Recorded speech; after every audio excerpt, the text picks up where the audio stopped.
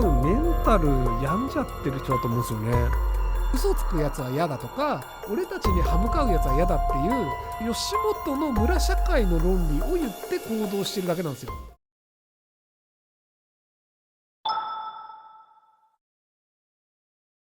プラマイ岩橋はどうなるのか。最近吉本興業のプラスマイナス岩橋さん45歳が過去の芸能人のパワハラの告発を SNS で乱写し炎上し、吉本が怒って解雇したり漫才番組のセコンドが欠場してそうです。僕は氷河期世代の気持ちはよくわからないですが、会社のストレスを我慢しても真面目に芸歴を積んでればテレビ売れたかもしれないのにもったいない。今後どうなっていくと思いますか。もったいないって言っても多分メンタル病んじゃってる人だと思うんですよね。なので病んじゃってる人の病んでる行動を指してもう仕事できないよねって言ってクビにしちゃうっていうのはちょっとどうかと思うんですよね。で割と吉本って昔はもうちょっと家族系的なやらかすやつがいてもしょうがないよねって言って芸人を守ってくれる会社だった気がするんですけど、最近の吉本ってもうそういう感じじゃないですよね。ダメなやつは切り捨てるとか儲かんないやつは切り捨てるとかっていうのですごくビジネスライクというかビジネスなんですけど、普通の利益を追求する企業体っぽい行動をするようになったなというふうに思ってます。はい。芸能事務所のいい選び方を教えてください。無名の事務所でもやりたいことができる場所か、有名な方が所属している事務所か、文化人枠に最終的に興味があります。い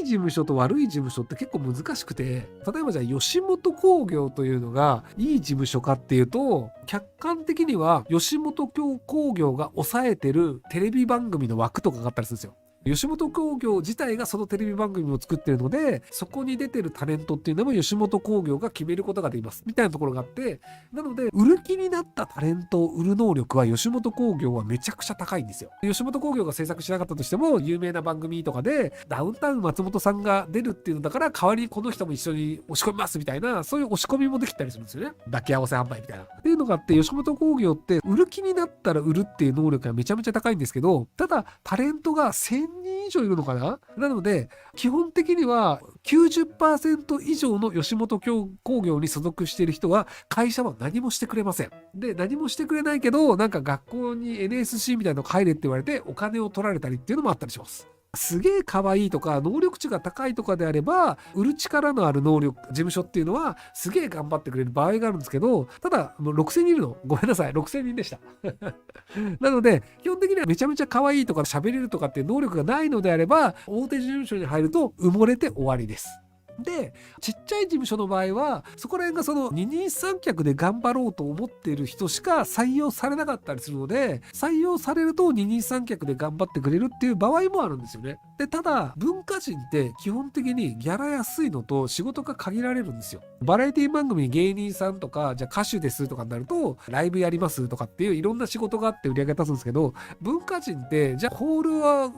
借りて1000人客入るかっていうと入らないじゃないですか。でも芸人さんがじゃあお笑いのライブやるよっていうと1000人の入るとか、歌手ですライブやりますっていうと1000人入るとかってできるので、基本的には文化人って儲かんないからあまりやりたがらないんですよね。ただ吉本みたいなところが文化人枠で入る人がなぜいるかっていうと何にもしないんですよ。何にもしないんですけど、一応吉本の所属してるっていうのになると、僕みたいな事務所に所属してない人だとギャラ5万円なんだけど吉本に所属してると20万円みたいなパターンがあるんですよ。芸能事務所に所属してるからギャラが高いっていうパターンがあって、芸能事務所に所属するだけで僕多分ギャラ倍ぐらいになると思うんですよね。っていうのがあって、その最初からオファーが来る人だったら芸能事務所に入る、文化人枠で入るっていうのは意味がある場合があるんですけど、ただ営業をちゃんとやってくれるわけではなくて、結局じゃあオファーが来た時にやるよっていうだけで、オファーがない場合は自分から売りに行かなきゃいけないんですよ。例えば僕が吉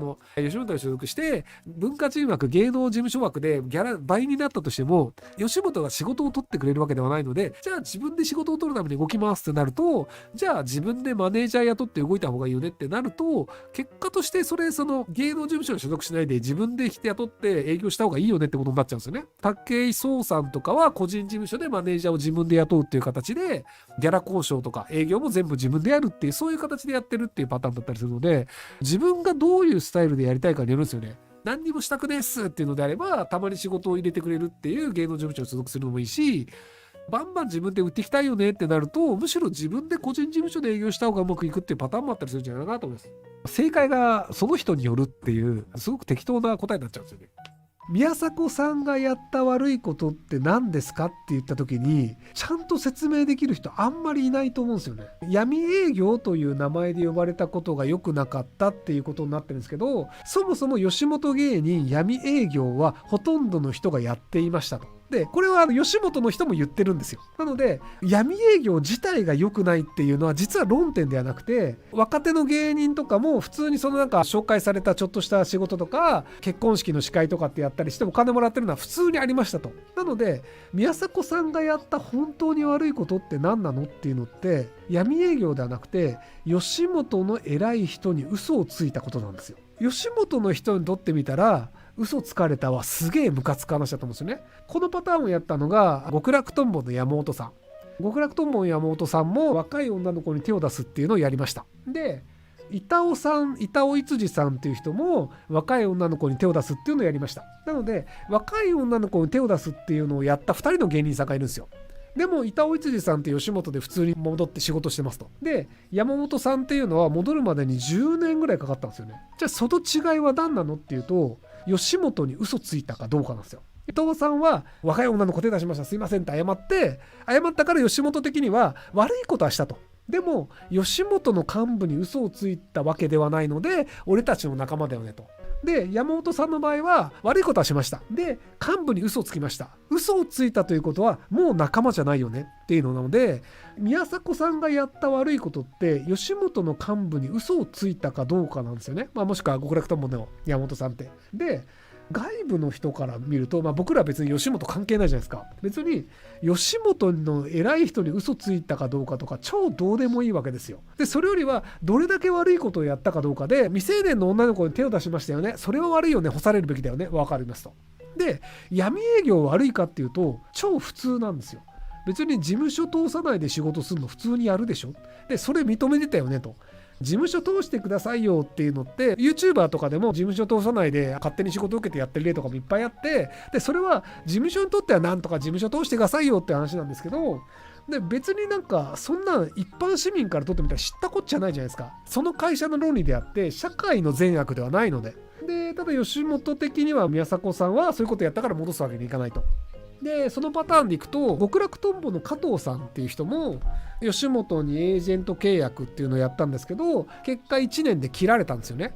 なんで切られたかっていうと別に仕事は続いてるんですよ。エージェント契約をするみたいなうちに歯向かうようなやつが居続けると歯向かってもいいんだって思われてしまうから嫌だっていうのが、これ僕の予想ですよ。これ公式には吉本って言ってないので、嘘つくやつは嫌だとか俺たちに歯向かうやつは嫌だっていう吉本の村社会の論理を言って行動してるだけなんですよ。加藤さん悪いやつかっていうと別に僕どうでもいいんですよね。宮迫さん悪いやつかっていうと別にそれどうでもいい話で、なんかどうでもいい話なんですけど、問題はメディアは芸能事務所に忖度するんですよ。スポーツ新聞とかがこういう芸人がこんなに悪いやつだみたいなこといっぱい書くんですけど、でそういうところって芸能事務所と仲良くないといい情報とかいい話とかもらえないので、芸能事務所にこいつを叩けっていうのが来るとガンガン叩くんですよ。